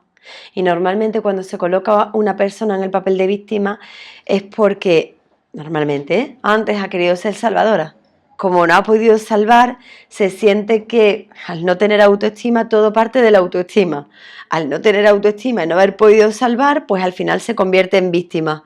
Y cuanto más víctima me hago, más más perpetrador se vuelve la otra persona. Porque es que es una cosa que va creciendo. Cuanto más me achico, más crece el otro. Yo... Personalmente, cuando no sé si me di cuenta o ya mi vaso rebosó, yo no soy violenta, ¿vale?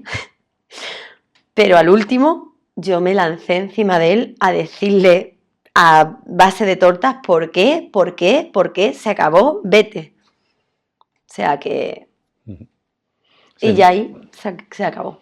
En mi experiencia exactamente igual, Enrique. No hay diferencia porque sean parejas homosexual o heterosexual.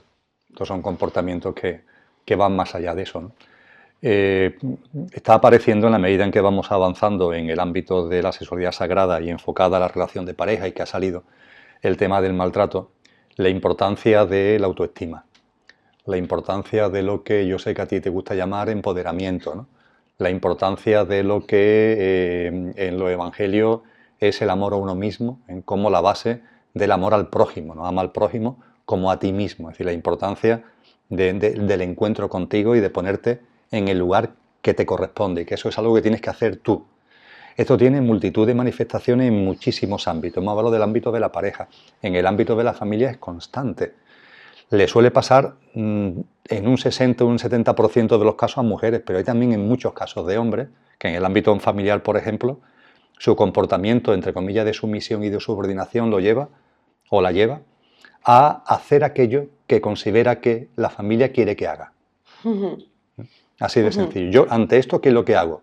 No lo que yo siento, no lo que yo puedo percibir, no lo que yo puedo querer, no lo que a mí me puede gustar, que son cosas importantísimas, pero que, sin embargo, bajo la presión de una, entre comillas, educación, que de educación no tiene nada, todo eso parece que tiene un signo negativo. Y tú, para que tu familia te dé el sitio que te corresponde, para que tu familia te valore, tú lo que haces es aquello que tú crees que tu familia quiere que haga. Ahí te estás metiendo dentro, ahí te estás haciéndote una víctima, ahí estás negándote, ¿no? en tu propia esencia. Curiosamente, cuando eso se hace, lo que se consigue es exactamente lo contrario de lo que se pretende. Es decir, cuando una persona renuncia a sí misma, se rechaza y empieza a hacer lo que considera que otros que están en su entorno quieren que haga, ¿qué es lo que consigue? Que esa gente que están en su entorno la ninguneen, la miren por encima del hombro, la menosprecien. Y hasta cierto punto tiene su lógica, porque están viendo delante a una persona que se está despreciando ella misma. Con lo cual, si tú te estás despreciando a ti mismo o a ti misma, lo lógico es que tu entorno pues te desprecie a ti. Es algo que va por coherencia íntimamente unido. Con lo que esa sumisión, ese negarte a lo que a ti te gusta para hacer lo que tú crees que otros quieren que hagan, no solamente no te da el aporte que tú considerabas, que es que te valoren, te digan mira qué bien, sino es que es todo lo contrario. Te ningunean más, te desprecian más, te ignoran más. O sea que esto es un tema que estamos abordando desde el punto de vista de pareja, pero que tiene multitud de manifestaciones.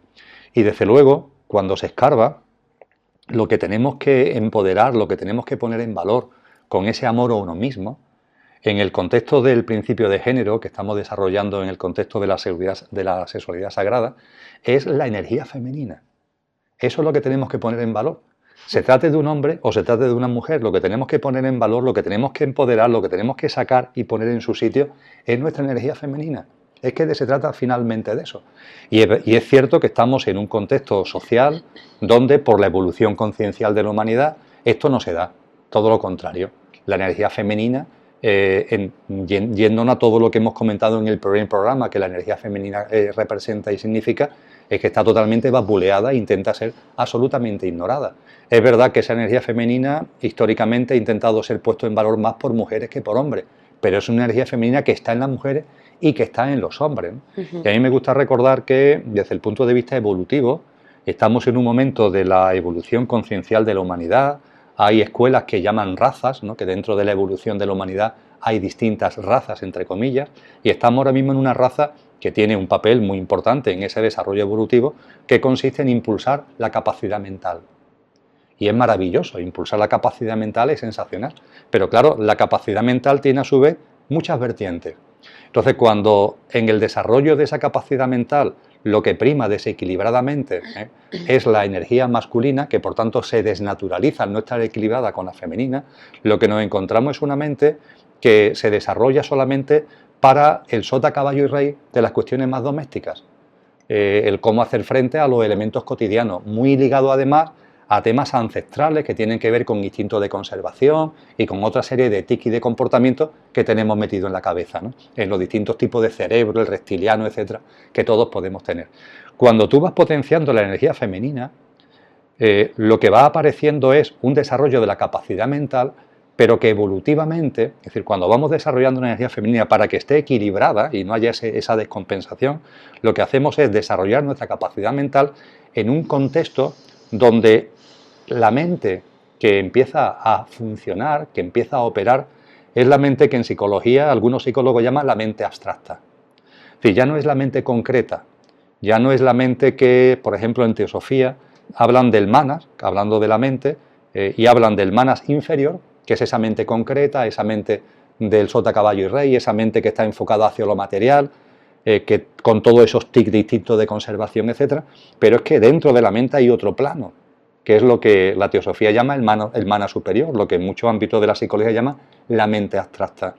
Y esa mente abstracta es la que posibilita el encuentro fluido entre lo que también, por utilizar términos que la gente conozca, aunque habría mucho que matizar, la conexión fluida entre nuestro yo superior, antes lo explicaba muy bien Carol, ¿no? Con el tema de la vagina, el pene, todo el juego que se da ahí de relaciones, el elemento por el que el yo superior conecta y lanza, entre comillas, sus mensajes, sus indicaciones, su mando consciente a lo que yo llamo el coche, a nuestro yo físico, mental y emocional, la forma que el conductor tiene es a través de la mente abstracta. Cuando la mente abstracta no se ha desarrollado, ahí hay un bloqueo, es un bloqueo total. Y ese bloqueo hace que los mensajes desde nuestro yo superior, desde el conductor que somos, no lleguen a nuestra mente concreta, ni lleguen a nuestro mundo físico, ni lleguen a nuestro mundo emocional. Esto produce cantidad de disfunciones, porque hay personas que no tienen desarrollada su mente abstracta, porque no han desarrollado, entre otras cosas, su energía femenina, ahora volveré a ello, y al no tener desarrollada la mente abstracta, no hay una conexión con el conductor, que entonces empiezan a percibir cosas que consideran que vienen, dicho coloquialmente, de arriba, pero realmente no vienen de arriba, vienen de los lados. ¿Los lados qué es? Es el plano astral inferior. Personas que consideran que tienen mensaje, que están viendo cosas, pero esas cosas que están viendo, sintiendo, percibiendo no vienen de arriba porque el canal lo tienen obstruido, porque no han desarrollado la mente abstracta y le vienen realmente del astral inferior, que es con el que se relaciona nuestro vehículo emocional, nuestro mundo de emociones. Y por ahí le llegan cosas que tú consideras que te provienen de tu verdadero ser y que van, y mucho menos, son contaminaciones de ese astral donde tú emocionalmente estás por ahí andando y además no tienes ninguna conciencia. Pues bien, tal como lo percibo, el desarrollo de la mente abstracta va a ir abriendo en el ser humano una serie de potencialidades porque permite esta apertura, ¿no?, hacia el yo superior, que dará lugar a lo que es el siguiente estado en el ámbito evolutivo de la humanidad. Y el siguiente estado es ya no la capacidad mental, sino es el ámbito intuitivo, es la capacidad de intuición. Que eso, cuando la humanidad llegue a ese punto, abrirá perspectivas de vida y vivirá comportamientos vitales radicalmente distintos. Pero para llegar a ese estadio evolutivo, antes tenemos que desarrollar nuestra capacidad mental. Y nuestra capacidad mental pasa por desarrollar la mente abstracta. La mente abstracta es la mente que se hace preguntas y que se plantea cuestiones que va más allá del sota, caballo y rey del día a día. Es la mente que se plantea cuestiones científicas, la mente que se plantea cuestiones filosóficas, la mente que se plantea cuestiones espirituales, desde el de dónde vengo, de dónde voy, a dónde vamos, hasta temas que son más cercanos, pero que tienen esa misma connotación.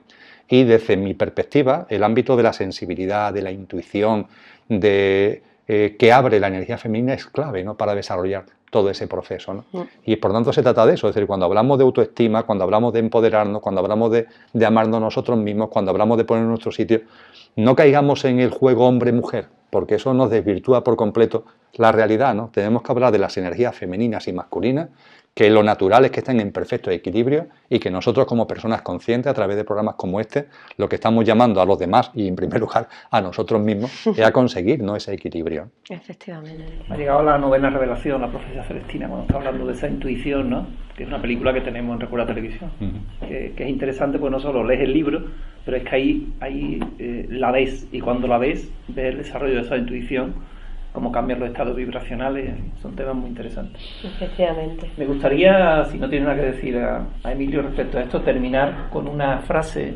que parece, o nos parece a alguno que está incompleta, que dice: no hagas a los demás lo que no quieren que te haga a ti. Y esa frase se complementa: tampoco permitas que te hagan a ti lo que tú no harías a los demás. Digo, por terminar el tema, si os parece, del maltrato, y dejamos abierta la posibilidad de otros programas, pues nos quedan muchos temas, ¿no?, por tratar. Si me lo permites, Enrique, me gustaría hacerte una leve corrección. Sí. En esa frase de no hagas a los demás lo que no quieren lo que no quieres que te hagan a ti, ni permitas que te hagan, hay un pequeño error. En un curso de milagro, que ya sabemos que es un libro canalizado, directamente te dice: no pienses de los demás lo que no quieres que piensen de ti, porque ya el simple pensamiento está llevando la vibración que va hacia los demás, y lo que lleva una vibración ya se materializa, con lo cual tenemos que ir un poquito más a la raíz. Ni siquiera es hacer, no pienses de los demás lo que no quieres que piensen de ti. Y por ahí creo que empezaremos a limpiar muchos pensamientos para ir limpiando nuestro interior, quitar esas bolas de las que ha hablado Emilio y realmente poder trabajar nuestra autoestima para sentir el enraizamiento a la tierra, la conexión con el cielo y nuestra autoestima y nuestro animal salvaje, que lo tenemos y os aseguro que es maravilloso, ahí, puesto, abierto y canalizado. Perfecto, pero no me has respondido. ¿No te he respondido? No, en absoluto. Yo te digo que la frase para algunos no la consideramos la consideramos parcial. Vale. No hagas los demás. Tú puedes ser consciente, si llegas a ser consciente de tus pensamientos y pararlo en el pensamiento. Pero nunca, salvo que tengas esas intuiciones que dice Emilio y que llegaremos todos cuando lleguemos, no vas a entrar en el pensamiento de los demás. Por tanto, para cerrar el programa respecto a tu autoestima, a tu autoempoderamiento, no permitas que los demás no te hagan lo que tú, la modifico, ni siquiera pensaría de los demás. Y tú tomas tu poder y tomas tu responsabilidad. Entonces, por cerrar el programa con una toma de conciencia donde tú seas parte activa de tu vida y no permitas que los demás te hagan, no que piensen lo que quieran, pero no te hagan lo que tú ni siquiera pensarías. Si te gusta más, la dejo así la frase. Vale, vale. Bueno, como quieras. Solamente llegando a la teoría de los espejos, si no le hago a los demás o no le pienso a los demás, no van a pensar de mí. Solamente por ahí. Sigue, no lo dejes ahí, porque eso lo entendemos algunos, pero todos no lo entienden. A ver, lo voy a intentar afinar un poquito más. Si hemos estado hablando de la teoría de los espejos y de la pantalla de proyección que tenemos delante, la única manera que tenemos de cuidarnos y de tratarnos bien, sin saber muy bien todavía cómo hacerlo, es primero observar mis pensamientos y mis actos, por supuesto, pero si nos vamos a la raíz son los pensamientos. Y de aquí viene lo que digo y lo que hago. Entonces, observo mis pensamientos para que no tengan esa vibración negativa. A medida que yo vaya quitando esos pensamientos negativos, la vibración que va a haber alrededor de mí, de lo que me llega de fuera, ya no va a llegar a ser tan negativo, porque yo he limpiado mucho. Hay un patroncito, que lo voy a decir aquí para dejar constancia, lo quería haber dicho antes, que es muy puñetero, es el qué dirán. ¿Qué dirán de mí? Ese qué dirán nos hace un daño tremendo. Entonces, la primera fase es pensar en lo que yo pienso, digo y hago, y relajarlo. A medida que yo lo relaje, lo de fuera no nos llegue, pero luego está la contrapartida. Y ahora sí he entendido tu punto de por qué no te había respondido. La contrapartida es poner mis límites. Poner mis límites. Darme cuenta de cuando una persona, un hecho o algo me hace daño porque dentro lo siento como mal y ser capaz de decir, hasta aquí. Simplemente, se acabó. Hasta aquí. Y entonces no me pongo a plantearme que aprendí, que no aprendí, corto y me voy, que ya me llegará el aprendizaje, si siempre llega. Eso quería que dijera. Gracias. Nada, hago mía vuestra síntesis. Bueno, es importante siempre tomar conciencia de lo que pensamos y procurar parar la palabra y los actos y los gestos y la mirada en el pensamiento. Todo el mundo no lo consigue. Bueno. Y es un trabajo, digamos la palabra, es un trabajo, me gusta decir en vez de un trabajo, es una toma de conciencia continua. A lo mejor se empieza con los actos, con las palabras, pero en cuanto empiece con los actos y las palabras, lo siguiente, en cuanto a eso tomes conciencia, son los pensamientos. Y empieza a tomar conciencia de tus pensamientos. ¿Qué pensamientos tienes? Y ya paras el pensamiento, porque de ahí llegarás al ser. Y entonces el camino es el contrario de lo que ha sido o lo que debería, lo natural del ser, pensamiento, la palabra y el acto. Como no somos conscientes de este circuito natural, lo hacemos al revés. Tomas conciencia de tus actos, tus palabras, tus miradas, tomas conciencia de tus pensamientos y eso llegará al ser, a actuar desde el ser. Si os parece, lo dejamos aquí y lo dejamos abierto, si os parece, para pues sí, futuros programas, porque se nos quedan temas por todos. Se nos han quedado temas y yo creo que uno es el de la sexualidad adolescente. Me han preguntado por correo con ello. Y les respondí que lo teníamos en perspectiva. Así que para una tercera edición. Perfecto. Muchísimas gracias, Carol. Gracias. Como siempre, gracias a todos. Namaste. Gracias. Gracias.